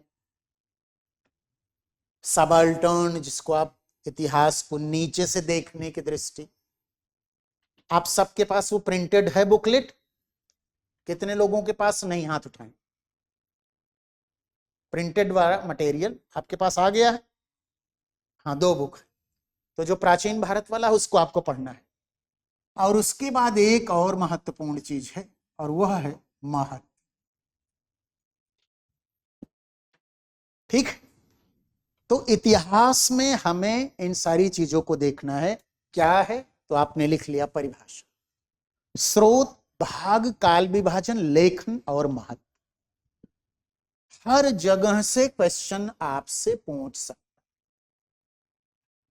स्रोत जो अगला है, तो हम लोग स्रोत को, आप ये बना लिए हैं, स्रोत को हम लोग अलग से लेते हैं, स्रोत जिसको हम इंग्लिश में सोर्सेस कहते हैं। स्रोत को हम 2 भागों में बांट कर देखते हैं, एक को हम पूरा तात्विक, आपको समझना है, इसको हम सब बहुत बढ़िया सा लिखवा देंगे आपको, कुछ भी आपको करना नहीं, क्वेश्चन का आंसर भर लिखना है आपको, और वो लिखने वाला काम मैं यही करा दूंगा आपका, क्योंकि क्वेश्चन का आंसर आपको ही लिखना है, इसलिए उस काम को बहुत संजीदगी से करना है। स्रोत को 2 भागों में बांटा, पहले को हम पुरातात्विक और दूसरे को हम साहित्यिक कहते हैं।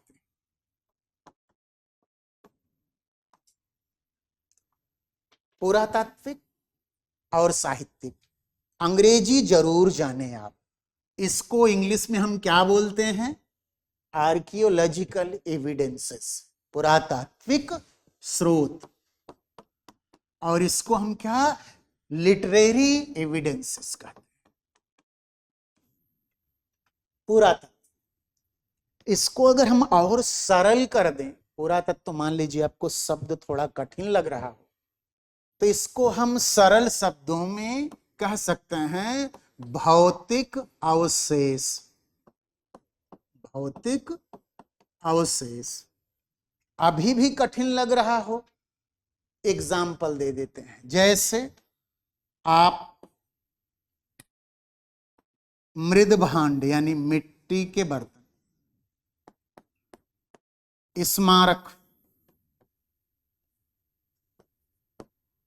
सिक्के, आभूषण और चित्र, और भी बहुत सारे आप देख सकते हो, उत्खननित अवशेष जो भी हो, भवन भी देख सकते हैं इसमें। ये सब पुरातत्व यानी भौतिक अवशेष। बचपन में आप एक लाइन सुनते चले आ रहे हों, क्या? खंडहर बता रहे हैं इमारत बुलंद थी। खंडहर बता रहे हैं इमारत बुलंद थी। तो खंडहर क्या है? पुरातात्विक अवशेष जो खुदाई में हमें मिला, जैसे भी मिला। अब इसकी भी लिमिटेशंस है, वो बाद में चर्चा करेंगे। लेकिन हम कुछ भी अप्रामाणिक नहीं पढ़ेंगे, और वह इतिहास का भाग भी नहीं है। इतिहास का भाग वही होगा जिसके बारे में हमारे पास प्रमाण है,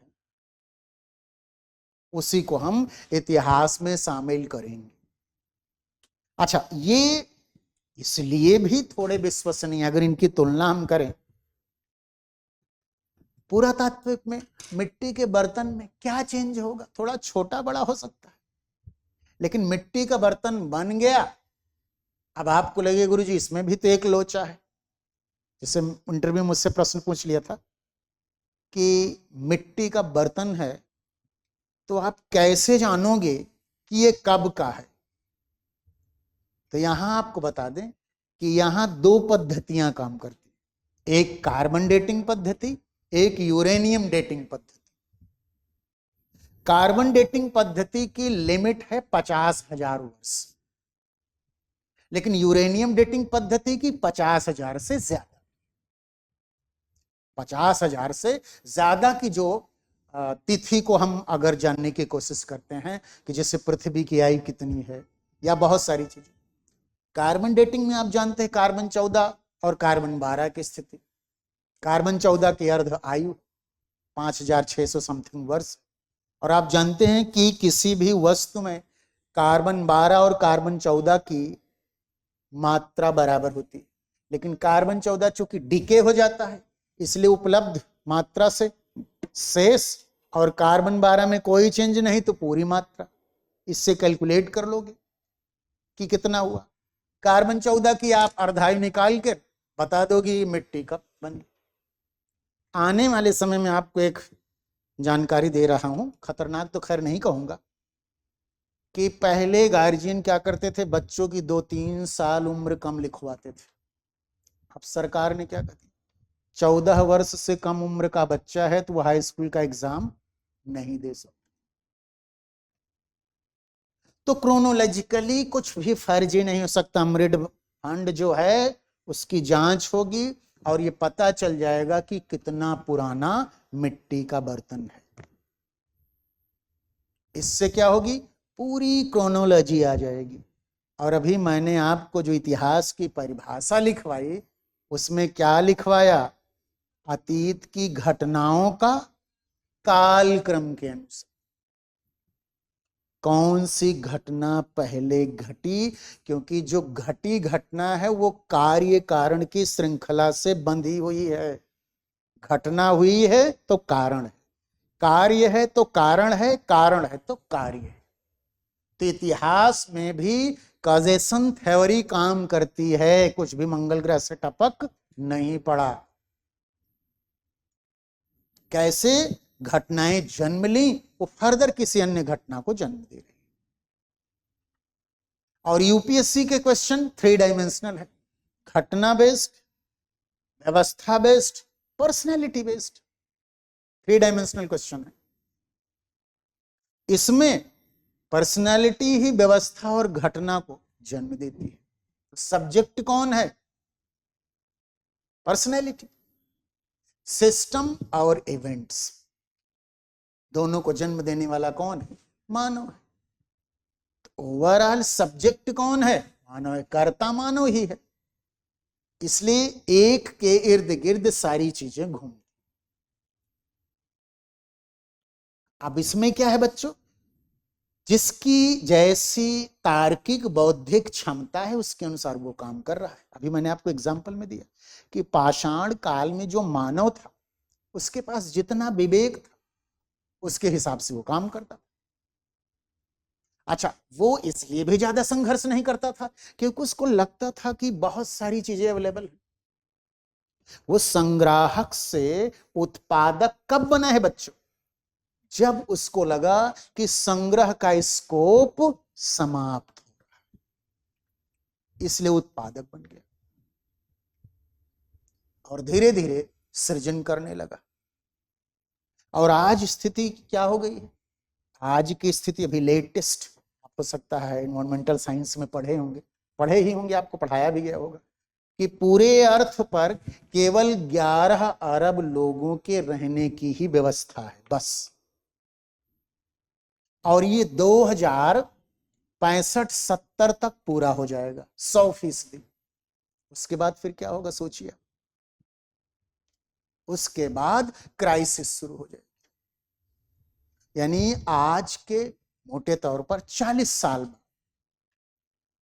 यानी आप भी आईएएस बन के रिटायरमेंट कुछ होने के करीब होंगे, कुछ 2-4 साल बाद। जो चिंटी पुंटी टाइप से बैठे हैं, इसमें कितने हैं 12th पास वाले?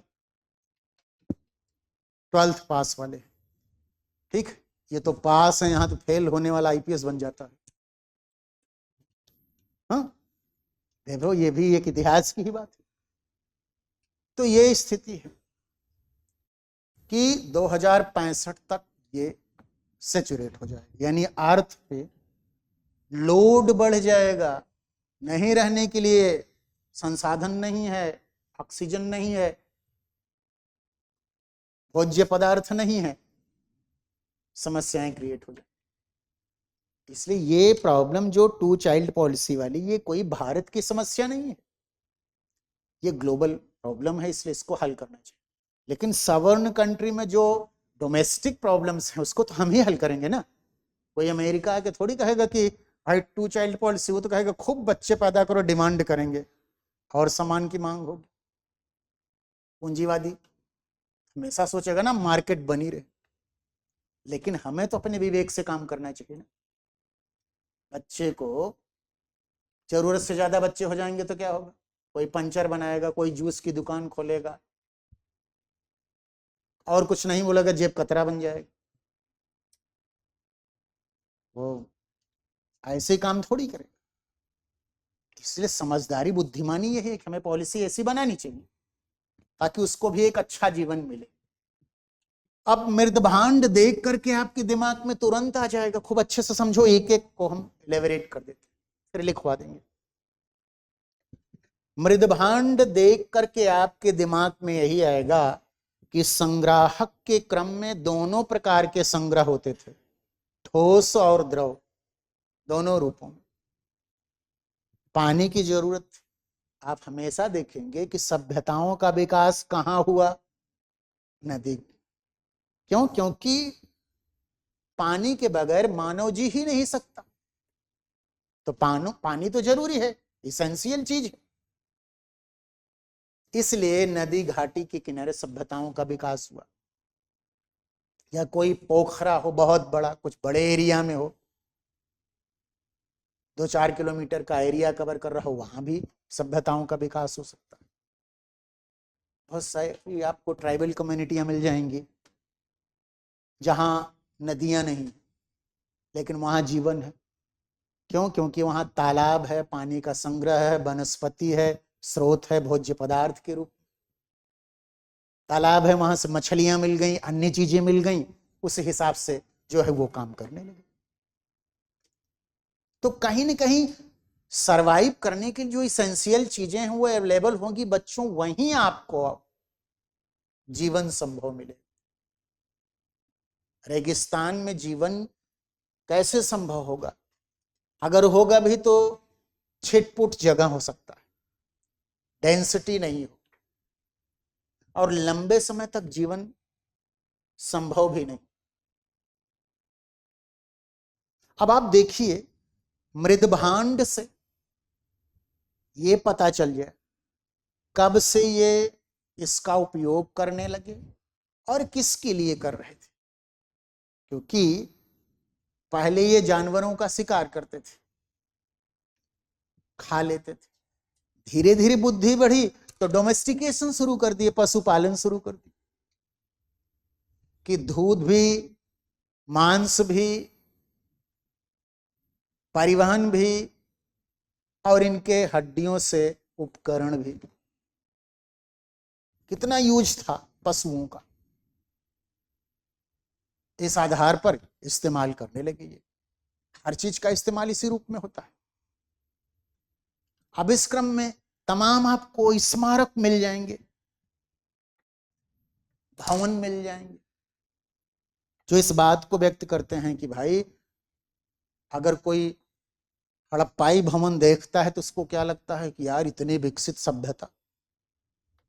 हड़प्पा सभ्यता आगे हम लोग पढ़ेंगे डिटेल में, तो आप देखेंगे कि इतना बड़ा भवन है, इसका मतलब है कितने बड़े भवन को बनाने के लिए बहुत उद्यमशीलता चाहिए। समाज में पूरा क्लासिफिकेशन होगा, स्ट्रैटिफिकेशन होगा, वर्गीकरण होगा, एक कोई रूलिंग ग्रुप होगा, एक कोई उत्पादक वर्ग होगा, उसमें भी कई कैटेगरी होगी। ये सारी चीजें स्पष्ट होगी ना।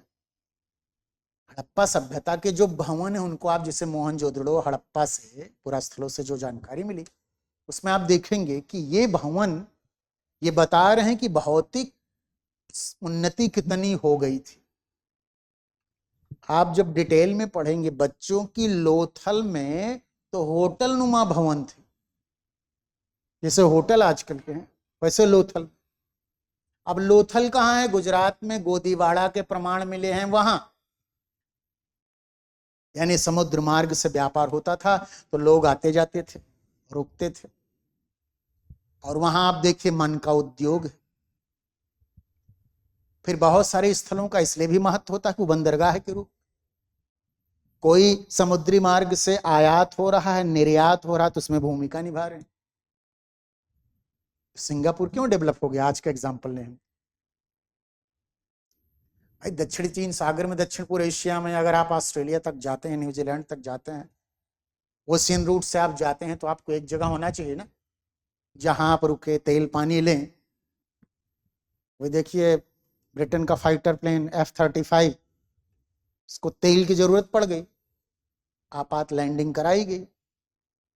फाइटर प्लेन को उतारने की इजाजत भारत नहीं देता क्योंकि नाटो का सदस्य नहीं, भारत तो गुटनिरपेक्ष है, लेकिन रिक्वेस्ट पर इस चीज को इसेंशियल मान लिया जाता है कि तेल नहीं है तो दे दिया जाए। फिर सुनने में यह भी आया कि शायद ये विमान भारत को भी मिल सकता है भविष्य में। खैर, अब जो भी सिक्के, अब सिक्के अगर आप देखें, सिक्के समृद्धता के प्रतीक, की इकोनॉमी कितनी डेवलप कर गई। सिक्के किस धातु के हैं, सिक्के कहां से मिले हैं, सिक्कों पर अंकन क्या है, और सिक्कों को बनाने वाली जो मेटलर्जी वाली विधि है, यानी भौतिकी की जानकारी, ये चारों डायमेंशन अगर आप देखेंगे अलग अलग जानकारियां मिलेंगी। सिक्के की प्रचुरता आर्थिक समृद्धता, व्यापार वाणिज्य का प्रतीक। सिक्के का किसी क्षेत्र विशेष में मिलना व्यापारिक केंद्र, साम्राज्यिक केंद्र, बाउंड्री या किसी भी रूप में देख सकते हैं। सिक्कों पर अंकन राजा विशेष की जानकारी, उपाधियों से उसके राज्य की प्रकृति, किसी प्रतीकात्मक रूप में ऐसा चिन्ह जिससे कोई बिलीफ सिस्टम, धार्मिक चीजें जुड़ी हो, कि त्रिशूल है, नंदी का प्रतीक है तो लग रहा है कि भगवान शिव का उपासक। और ऊपर से इन सिक्कों को बनाने के लिए उस युग में लोगों को तापीय संकल्पना की समझ थी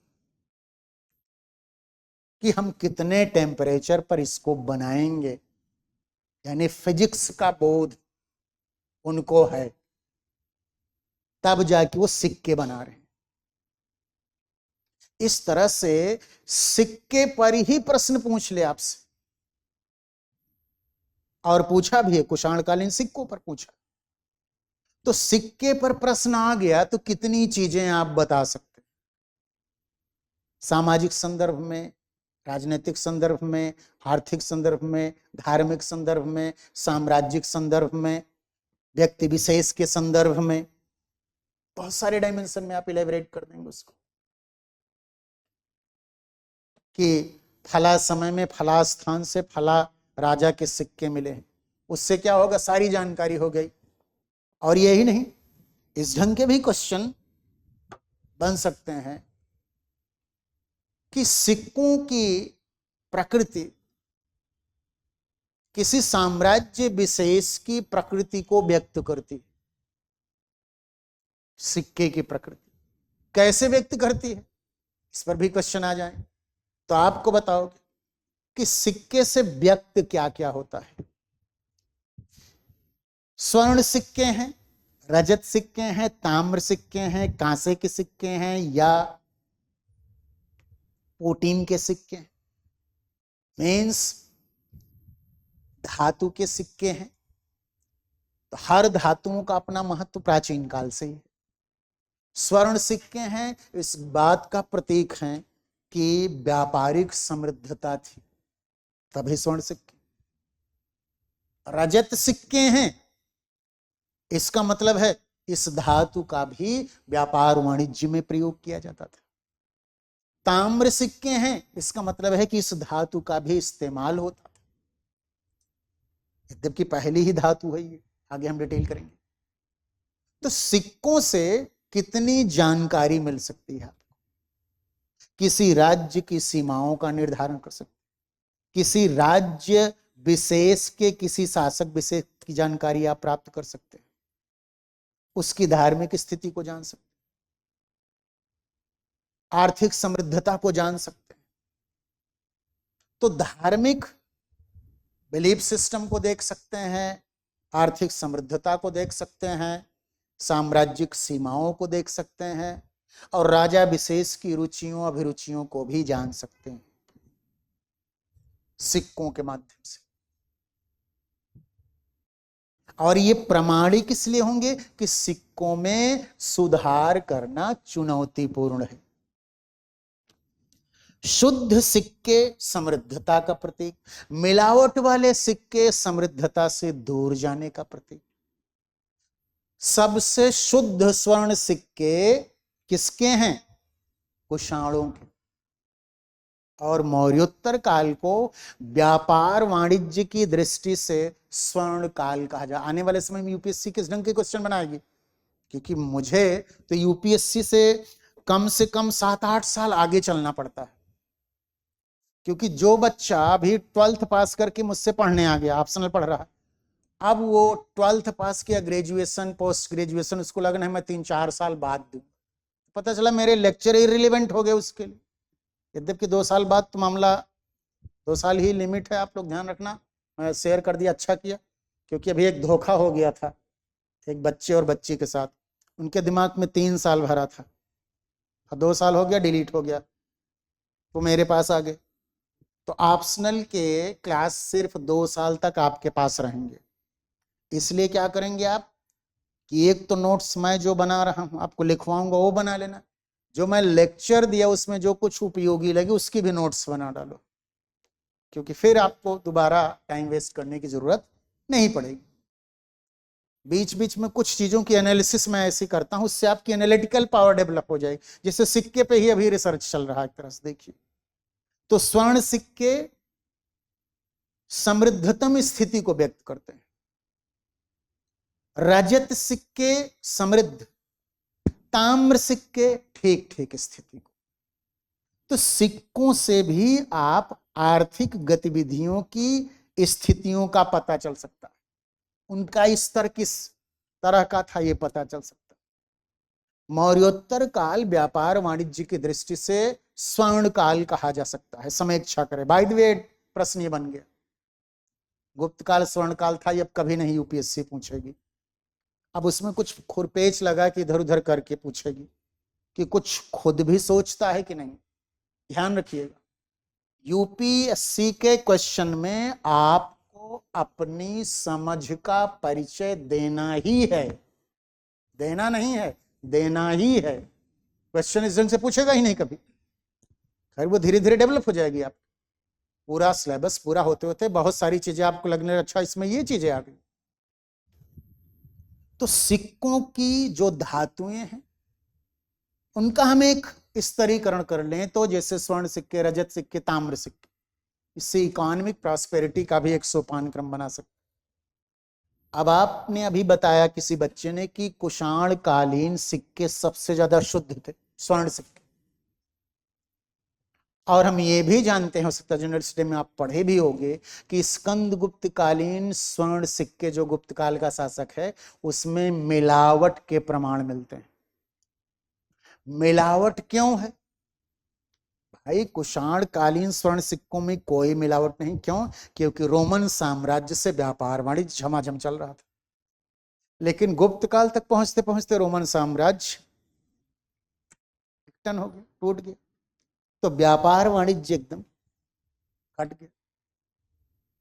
प्लिनी ने नेचुरल हिस्ट्री में लिखा है ना, आगे आप पढ़ेंगे कैसे रोम करोड़ों सेस्टर्स सोना, सेस्टर्स यानी मुद्रा एक प्रकार की थी, करोड़ों सेस्टर्स सोना भारतीय उत्पादों पर व्यय करता है। रो रहा है क्यों? क्योंकि भारत से वो क्या मंगाते थे? अच्छे कपड़े। और कपड़ा कितना भी खूबसूरत मनपसंद हो उसकी एक लिमिट है। पुरुषों के केस में तो मान लीजिए शर्ट वर्ट खरीद ले, घिसते घिसते घिसाते घिसाते 1 साल 2 साल 3 साल, बच्चियां 2 4 5 बार पहनने के बाद उनको लगता है अरे बेकार हो गया, चाहे कलर रहे चाहे न रहे, न जाए तो भी ये तो आउटडेटेड। सोचो अगर ये अपने जो भी सौंदर्य प्रसाधन की चीजें इस्तेमाल करती हैं, अगर ये डिमांड ना करे तो कितने लोग भूखों मर जाए। इसलिए इनकी आरती उतारो सुबह शाम, कम से कम रोटी तो मिल रही है। आधी इंडस्ट्री मार्केट में चले जाइए, 80% प्रोडक्ट किसके हैं? नारियों के, स्त्रियों के। 20% में बेचारे ये सब आ जाते हैं। मैं उसमें अपने को भी शामिल कर रहा हूं, डबल स्टैंडर्ड हमको पसंद नहीं है। ये है एक, और ये इंडस वैली से चला रहा। चनहूंदड़ों से काजल, पाउडर, लिपस्टिक, रूज, फेस पैक सबके प्रमाण मिल रहे हैं। हेयर स्टाइली, खुले हुए बाल, जूड़ा बनाने वाले बाल, ये आप हंस लेंगे अरे गुरुजी इतने स्टाइलिश लोग थे। स्टाइलिश नहीं, समृद्ध कहो इनको। जहां भोजन नहीं मिल रहा है वहां खूबसूरती को कौन देखे? भूखे भजन न होय गोपाला, ले लो अपन कंठी माला। भूख लगी हो तो कितनी अच्छी नृत्यांगना नृत्य कर रही, अच्छा लगेगा? नहीं लगेगा। तो ये भौतिक समृद्धता को व्यक्त कर रहा है। और ये यूरोपियंस हमको कहते हैं कि आप तो जादूगर सपेरों के देश, इनको पकड़ के ले चलो इंडस वैली का दर्शन कराओ। ये देखो तुम आगे आप देखेंगे ड्रेनेज सिस्टम जो इंडस वैली का था, पढ़ेंगे आप बाद में, इतना एडवांस था बच्चों कि 17वीं 18वीं सदी में पेरिस और लंदन में भी इतना अच्छा ड्रेनेज सिस्टम नहीं था। मैं लिखवाता हूं इस लाइन को। तो कहने का मतलब यह है कि सिक्के अपने आप में ही सभ्यता की समृद्धता, जीवन स्तर को व्यक्त करते, पूरी संस्कृति को व्यक्त करते, सिविलाइजेशन को व्यक्त करते। आभूषण समृद्धता की पराकाष्ठा। आभूषण कौन पहनेगा भाई? खूबसूरती को कौन देखेगा? जिसका पेट भरा होगा, अच्छे से रह रहा होगा, वही खूबसूरती को देखे। अच्छा, ये शुरू से चला और आज तक मेरे समझ में नहीं आई इस बात को कभी कभी, लेकिन मैं चिंतन मनन करता हूं कि माइंड सेट जो पुरुषों का है शताब्दियों से महिलाओं के प्रति खूबसूरत दिखने वाला क्यों रहता? और स्त्री मनोविज्ञान पूरी दुनिया में कमोबेश, ध्यान रखिए, कमोबेश means more or less, girls पर इस बात का मनोवैज्ञानिक दबाव रहता है कि उसे सुंदर दिखना है। कहने का मतलब है कुछ भी आप बोलिए, अपने ऊपर से पल्ला झाड़ लीजिए, डिप्लोमेटिक बोलिए, डिप्लोमेटिक लिखिए, कहीं उसको ये ना पता चले कि आप किसी आइडियोलॉजी के फॉलोवर्स। ध्यान रखिएगा, इस ढंग से लिखिए, कहीं आप फंसने लगिए। कुछ लोगों का ऐसा मानना है, लेकिन ये समीक्षा के दायरे में। खत्म का भाड़ में जो हमारी आइडियोलॉजी तुम कभी पकड़ ही नहीं पाओगे। लिखते समय ये दिमाग में जरूर होना चाहिए कि ये ना समझ ले कि यार हाँ यार ऐसे ही लिखते। जब भी आपको लगे कि शेष धारणा के व्यक्ति है तो बस कुछ विद्वानों का मत हो गया, खत्म का। कुछ शेष, क्योंकि एडमिनिस्ट्रेशन में जाने वाला जो व्यक्ति है उसको मेरा मानना है कि वो किसी आइडियोलॉजी विशेष का फॉलोवर ना हो, उसे एक संतुलित दृष्टिकोण अपनाना चाहिए, क्योंकि उसके पास हर आइडियोलॉजी के लोग हैं। और आप आईएएस बनने के बाद स्थायी कार्यपालिका के सदस्य बनेंगे, सरकारें तो आएंगी जाएंगी, बदलता रहता है, लेकिन यह है अधिकारी तो एक बार बन गया 60 साल। अमेरिका तो है नहीं कि परफॉर्मेंस खराब हुआ रिटायर कर दो, या सरकार राष्ट्रपति बदला, जैसे डोनाल्ड ट्रंप अभी बने राष्ट्रपति, 3700 नियुक्तियां हुई हैं, अब वो 4 साल सारे अधिकारी के रूप में काम करेंगे। अगला राष्ट्रपति आया, अच्छा परफॉर्म कर रहे हैं तो ले लेंगे, नहीं तो हटा देंगे, सीधी सी बात। तो आभूषण भी इस बात को व्यक्त करते हैं कि भौतिक समृद्धता कैसी थी, किस युग से है, क्यों है, कैसे है, कितना है, कब से है, सारे फैक्टर्स। और आप जानते हैं, अब तो खैर आप इथिक्स में आई क्यू ई क्यू पढ़ोगे भी, पढ़ ही रहे हो, लेकिन ये पहले से भी था, शब्द भी आया इस क्रम में। जैसे चित्र, अभी थोड़ी देर पहले मैंने चित्र के बारे में बताया। जब मानव लिखना पढ़ना नहीं जानता था, भाषा बोध नहीं था, अपनी भावाभिव्यक्ति कैसे करे, तो चित्रों के माध्यम से करता था। आप देखिए एग्जाम्पल के रूप में, आप देखिए उसका भी कौन सा दिया था एग्जाम्पल अभी आपको थोड़ी देर पहले, भीम बेटिका, बहुत बड़ी भीम बेटिका की गुफाओं में आप देखेंगे तो स्त्री का, पुरुष का, बच्चे का, मातृत्व का, बड़े जानवर का, छोटे जानवर का, विभिन्न रंगों का, प्रकृति का, इन सब का चित्रण किया गया है। इन चित्रों से क्या पता चलता है कि उस युग का मानव क्या सोचता था, कैसे जीता था, कौन सी चीजें उसके लिए इसेंशियल थी, अनिवार्य थी, उन्हीं सारी चीजों को चित्रित करता था। विभिन्न जानवरों का चित्रण क्यों करता था वो? इसलिए कि उन्हीं के शिकार से वो जीवन जीता, सरवाइव करता था।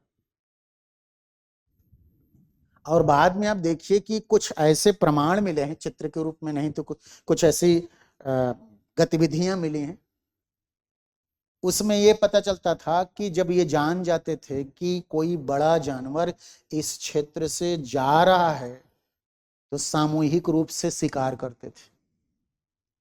और सामूहिक रूप में भी उनको लगता था कि बाय द वे अगर हम लोग सब लोग मिलकर शिकार ना कर पाए तो क्या किया जाए, बड़े बड़े गड्ढे खोद देते थे और इतना गहरा खोद देते थे कि वो जानवर उसमें गिर जाता था और पानी उनी नहीं मिलता था तो फिर क्या हो जाता था, मर जाता था, उसको खा लेते। तो इस तरह से आप देखिए कि उस युग में सरवाइव करने के लिए व्यक्ति क्या करता, जैसा उसको जो भी समझ में आता था वैसा कर लेता था। इस तरह से पुरातात्विक साक्ष्यों में हम देख सकते हैं मोटे तौर पर ये सारी चीजें कि कैसे ये उपयोगी है हमारे लिए। अच्छा, ये विश्वसनीय क्यों है? साहित्यिक स्रोतों की तुलना में ये विश्वसनीय है। साहित्यिक स्रोतों में क्या है, फेरबदल की संभावना है, अतिरंजित विवरण की संभावना है, क्षेत्रीयता का है, आंशिक विवरण है, पूर्ण विवरण नहीं है, आद्योपांत विवरण यानी आरंभ से अंत तक विवरण नहीं, तमाम समस्याएं हैं साहित्यिक स्रोत में। ये संभावनाएं पुरातात्विक स्रोतों में नहीं है, जबकि पुरातात्विक स्रोतों के भी लिमिटेशंस ये है कि भाई ये जो सामग्रियां हैं टूटी फूटी हैं या पूर्ण हैं, खुदाई लिमिटेड हुई है, क्षैतिज हुई नहीं, ज्यादा लंबवत हुई है, फिर किसी वस्तु विशेष किसी राजा विशेष की रुचि का भी विषय बन सकता। लेकिन एक जो खास बात पुरातात्विक स्रोतों में है कि इसमें परिवर्तन की छेड़छाड़ की गुंजाइश कम है, उसमें ज्यादा है। लेकिन लिमिटेशन क्या है बच्चों, लिमिटेशंस ये है कि पुरातात्विक स्रोतों से कम जो अलिखित स्रोत उनसे हम सैद्धांतिक बातों को नहीं जान सकते। कि कोई मूर्ति है, इसका आध्यात्मिक महत्व है कि भौतिक महत्व है, ये तो साहित्य ही बताएगा। तो पुरातत्व की एक बहुत बड़ी ये समस्या है। लेकिन चूंकि इसमें छेड़छाड़ परिवर्तन की संभावनाएं कम है, इसलिए साहित्यिक स्रोत की तुलना में ज्यादा उपयोगी।